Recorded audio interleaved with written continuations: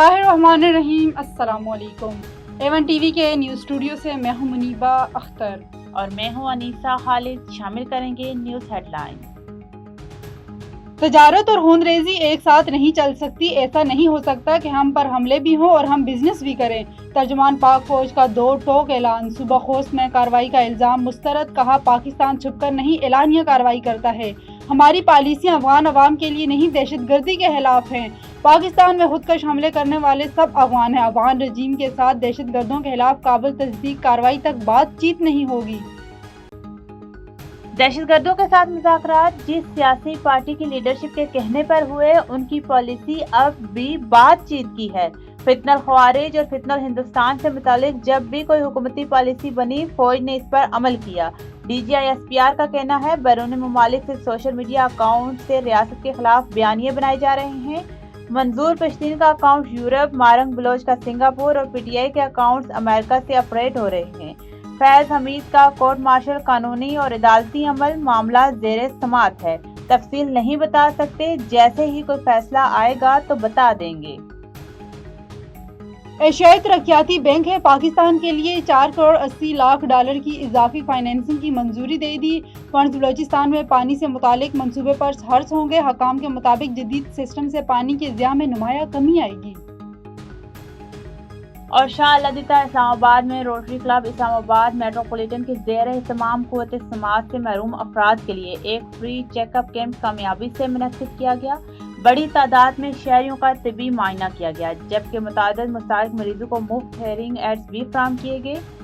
اس فلاحی اقدام کی قیادت ممتاز کنسلٹنٹ آئیڈیالوجسٹ روٹرین ڈاکٹر سید سجاد احمد نے کی۔ ان کی خصوصی دعوت پر یو کے اور کینیڈا سے آئیڈیالوجسٹ ڈاکٹرز کی ایک ماہر ٹیم پاکستان پہنچی، جس کی قیادت برطانیہ کے معروف سماجی و کاروباری شخصیت مسٹر افتخار کیانی نے کی۔ ڈاکٹر سید سجاد احمد کی رہنمائی میں اس ٹیم نے مریضوں کی تفصیلی معائنہ کیے اور مستحق افراد کو مفت ہیئرنگ ایڈز بھی فراہم کیے۔ دورہ پاکستان کرنے والے آئیڈیالوجی ٹیم میں شامل تھے ارشاد حسیب آئیڈیالوجسٹ، محمد انیار آئیڈیالوجسٹ، محمد سمیع آئیڈیالوجسٹ، حسین فہد آئیڈیالوجسٹ، نعیمہ افتخار آئیڈیالوجسٹ، ثنا کیانی آئیڈیالوجسٹ۔ سابق صدر RCIM روٹین محمد شبیر راجہ نے اس کیمپ کا اہتمام سید ذیشان علی نقوی کے پبلک سیکریٹریٹ میں کیا، جہاں شہریوں کو آسان اور مؤثر طبی سہولیات فراہم کی گئی۔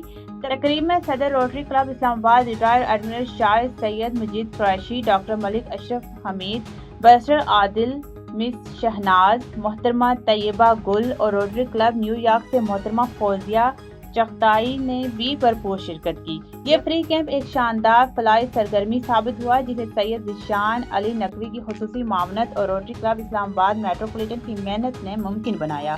تمام شرکاء اور مددگاروں کی خدمات کو خراج تحسین پیش کیا جاتا ہے۔ اور اسلام آباد نیشنل پریس کلب کے زیر اہتمام نصیر بندہ ہاکی گراؤنڈ میں کھیلا گیا نمائشی ہاکی میچ لیجنڈز 11 نے 2 گول کی برتری سے جیت لیا۔ میچ میں لیجنڈز 11 کی قیادت رانا مجاہد جبکہ جرنلسٹ 11 کی قیادت افضل بٹ نے کی۔ لیجنڈز 11 نے جرنلسٹ 11 کو 6 کے مقابلے میں 8 گول سے شکست دی۔ لیجنڈز کی جانب سے رانا مجاہد نے 3 گول جبکہ شہباز سینئر، طاہر زمان اور انجم سعید نے ایک ایک گول سکور کیا۔ جرنلسٹس 11 کی طرف سے انصر بٹی، ناصر اسلم راجہ اور افضل جاوید نے ایک ایک گول کیا۔ نیشنل پریس کلب اسلام آباد کے زیر اہتمام ہاکی لیجنڈز اور جرنلسٹ 11 کے درمیان منعقدہ نمائشی ہاکی میچ لیجنڈز 11 نے 2 گولز کی سبقت سے جیت لیا۔ نصیر بندہ ہاکی گراؤنڈ اسلام آباد میں منعقدہ میچ میں لیجنڈز 11 کی قیادت پاکستان ہاکی فیڈریشن کے سیکرٹری جنرل رانا مجاہد جبکہ جرنلسٹ 11 کی قیادت PFUJ کی صدر افضل بٹ نے کی۔ نمائشی میچ میں نیشنل پریس کلب کی صدر Azhar Jatoi, hockey legend Shahbaz senior, head coach Olympian Tahir Zaman, Olympian انجم سعید، اسلام آباد اولمپک ایسوسی ایشن کے سیکرٹری جنرل رضوان الحق رضی سمیت بڑی تعداد میں مختلف شعبہ ہائے زندگی سے تعلق رکھنے والی شخصیات نے شرکت کی۔